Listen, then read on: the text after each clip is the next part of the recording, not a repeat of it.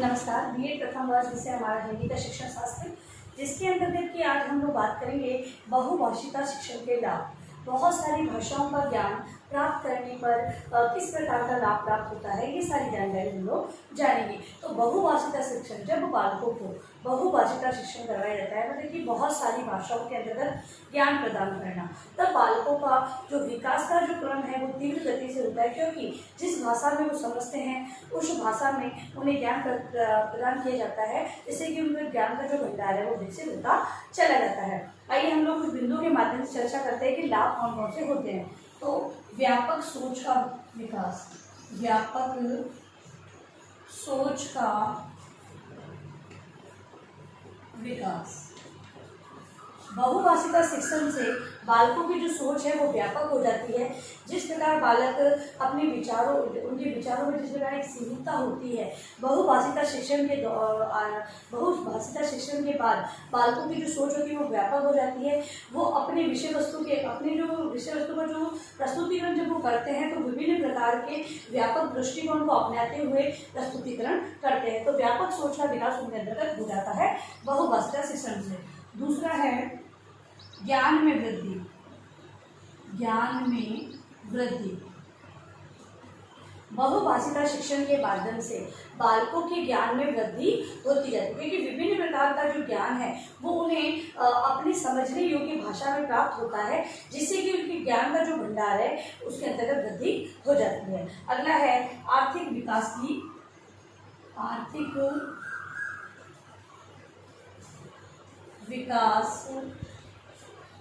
विकास की संभावना। आर्थिक विकास की संभावना जो बहुभाषिता का शिक्षण करवाया जाता है उससे बालकों, क्योंकि बालक है जिस विषय का ज्ञान वो प्राप्त कर रहे हैं उस विषय को आगे जाकर वो अपने व्यवसाय से जोड़ेंगे, वो उन्हें अपने व्यवसाय के रूप में स्वीकार करेंगे। तो उस हेतु उन्हें उससे संबंधित सारा ज्ञान प्राप्त करना भी बहुत ही आवश्यक होता है।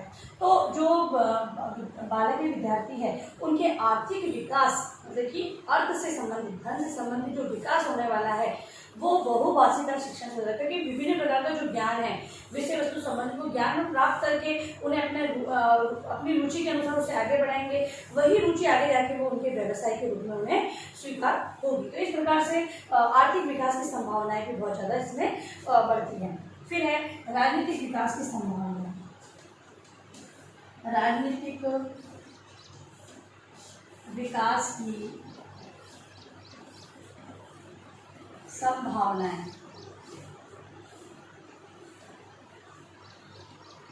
राजनीतिक विकास की संभावना है। जो राजनीतिक विकास मतलब कि जो हम ये कहें कि हमारी जो हमारी कानूनी व्यवस्था है, ये कहें प्रशासनिक व्यवस्था है, इनका जो कार्यभार है वो राजनीतिक स्तरों पर ही चलता है। तो अब उन राजनीतिक स्तरों के अंतर्गत यदि बहुभाषिता को अपनाना है तो बहुभाषिता का शिक्षण बहुत ही आवश्यक है। जब ये सारी किसी की बात को समझना है कि भाई राजनीति हेतु हमें विभिन्न प्रकार के विचारों को अपने अंदर ग्रहण करना होगा, किस प्रकार नेतृत्व क्षमता करनी है, कहाँ पर निर्णय लेने की क्षमता का विकास करना है, अब वो निर्णय किस प्रकार लिए जा सकते हैं, किस किस प्रकार के निर्णय लिए जा सकते हैं, उससे संबंधित समझ को विकसित करने के लिए हमें भाषाओं का ज्ञान बहुत ही आवश्यक है। तो बहुभाषिता का जब ज्ञान दिया जाता है तब विद्यार्थियों के अंतर्गत इस प्रकार की जो विभिन्न प्रकार की भाषाओं का ज्ञान विकसित हो जाता है। तो वहाँ पर राजनीति से संबंधित जो नई नई योजनाएं बनाई जाती है, नए नए कार्य किए जाते हैं, प्रशासन की जो व्यवस्था की जाती है, वो उन सभी के लिए बहुभाषिता का शिक्षण बहुत ही आवश्यक है। तो राजनीतिक विकास की संभावना इससे बढ़ जाती है। फिर है राष्ट्रीय एकता की संभावना। राष्ट्रीय एकता की संभावना।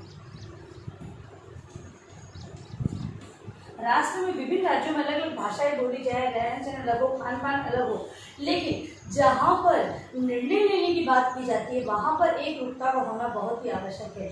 और सभी को अपनी अपनी भाषा में उस बात को समझाना कि भाई कोई भी हमने किसी भी योजना का अगर निर्माण किया है कि इस योजना से हम लोग गरीबी को कम कर सकते हैं या फिर हम लोग जो शिक्षा है वो सभी को प्राप्त करवा सकते हैं, तो अब इस जो हमने योजना चलाई है इसके माध्यम से हम लोग ये सारे कार्य करवाना चाहते हैं, तो ये सारा ज्ञान उन्हें उनकी भाषा में देना होगा। अब उनकी भाषा में देने के लिए, अब उनकी भाषा में जब तक नहीं देंगे तो वो इस योजना को नहीं अपनाएंगे और हमारे जो राष्ट्र की जो एकता है वो खंडित हो जाएगी, क्योंकि सभी लोग पक्ष विपक्ष में हो जाएंगे तो क्या एकता नहीं बनी रहेगी। इस हेतु बहुभाषिता शिक्षण बहुत ही आवश्यक है राष्ट्र की एकता को बनाने के लिए। फिर है अंतर्राष्ट्रीय सद्भावना का विकास। अंतर्राष्ट्रीय सद्भावना का विकास। बहुभाषिता शिक्षण के माध्यम से अंतर्राष्ट्रीय सद्भावना है उसका विकास होता है, क्योंकि हम लोग हमारे राष्ट्र के अंदर जो भी विकास से संबंधित कार्य करते हैं वो अन्य राष्ट्रों से सलाह लेते हुए करते हैं। इस हेतु उनकी भाषा को समझना या वो हमारी भाषा समझे, ये सारी चीज़ें करना बहुत ही आवश्यक होता है। तो बहुभाषिता शिक्षण के माध्यम से ही हम अपनी बात उन्हें समझा सकते हैं और इससे ही अंतर्राष्ट्रीय सद्भावना का विकास किया जा सकता है। फिर है सांस्कृतिक एकता का विकास। सांस्कृतिक एकता का विकास। सांस्कृतिक एकता का विकास हमारी संस्कृति के अंतर्गत विभिन्न प्रकार के पहनावे, ये कहें कि विभिन्न प्रकार की जो गतिविधि है, कार्यक्रम है, उनका समावेश है। अब उनकी जानकारी प्राप्त करने के लिए उनसे संबंधित भाषा, क्योंकि जो गीत है, लोकगीतों की बात करें तो लोकगीत है वो उसी भाषा में लिखे गए हैं, उसी भाषा में उनका प्रस्तुतिकरण भी किया जाता है। तो उन प्रस्तुतिकरण को समझने हेतु और उनका प्रस्तुतिकरण करने हेतु क्या करना होगा, उसी भाषा का ज्ञान प्राप्त करना बहुत ही आवश्यक है। तो बहुभाषिता शिक्षण से हम लोग सांस्कृतिक एकता को बनाए रखें, क्योंकि एक जना उस चीज़ को जानता है लेकिन अगला व्यक्ति है उस भाषा को नहीं समझता है, तो उससे संबंधित व्यवहार करने में उसे दिक्कतों का सामना करना है। जबकि बहुभाषिता शिक्षण के माध्यम से वो उस भाषा को भी जान लेगा। हम लोग ये देखते हैं कि बालक घर में जो भाषा सीखता है, आस पड़ोस में जो भाषा सीखता है, तो बालक को संबंधित उस भाषा की समझ होने लगी जाती है। तो बहुभाषिता शिक्षण में भी ये कहा गया है कि विभिन्न भाषाओं का ज्ञान प्राप्त करने पे इन विकासों को हम आसानी से कर सकते हैं। फिर राष्ट्रीय बौद्धिक विकास की संभावना है। बौद्धिक विकास की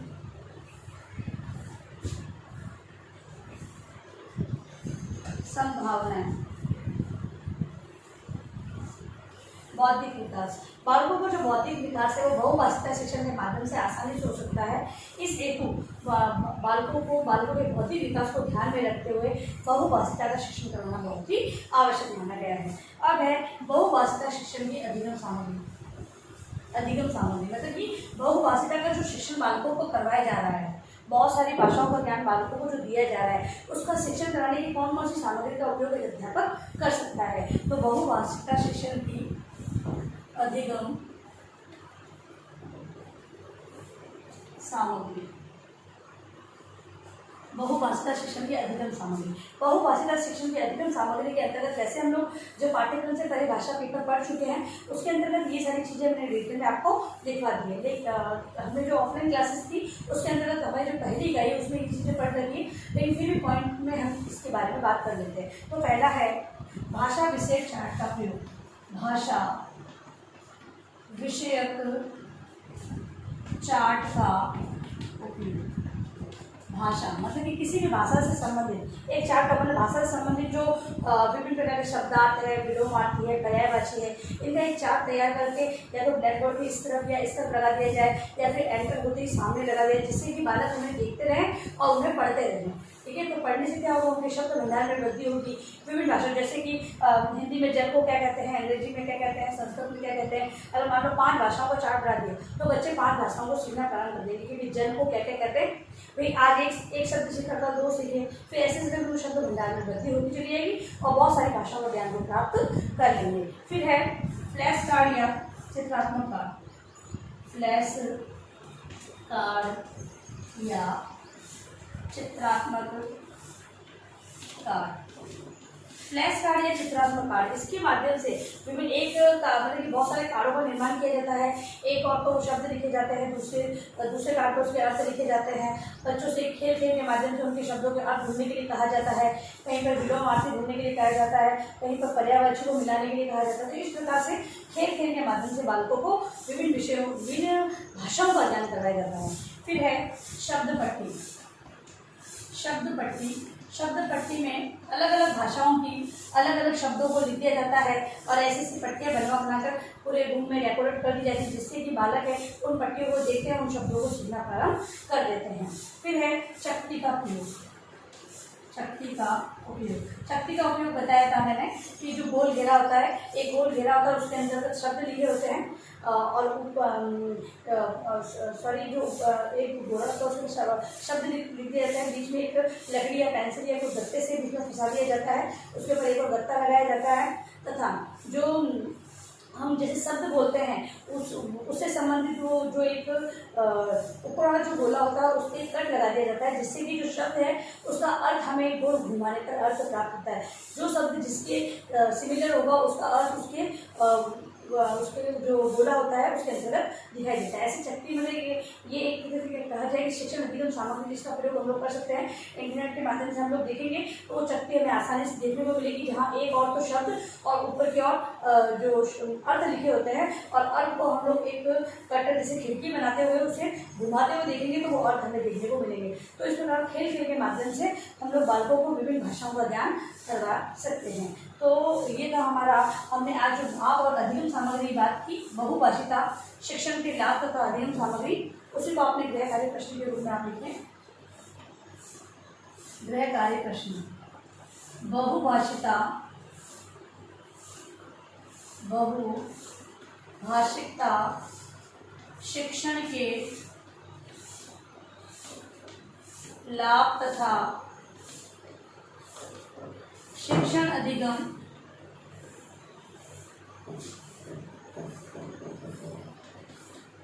सामग्री के बारे में लिखिए। ठीक है, ये आपका गृह कार्य प्रश्न है जिसे आप अनिवार्य रूप से अपने उत्तर पुस्तिका में लिखेंगे। और अंत में इस महामारी के दौर में कम से कम आवश्यक कार्य होने पर घर से बाहर जाए, बाहर जाकर 3 बातों का विशेष ध्यान रखें। मास्क लगाए, सोशल डिस्टेंस बनाए और हाथों को बार बार सैनिटाइज करते रहे। सुरक्षित ध्यान रखें।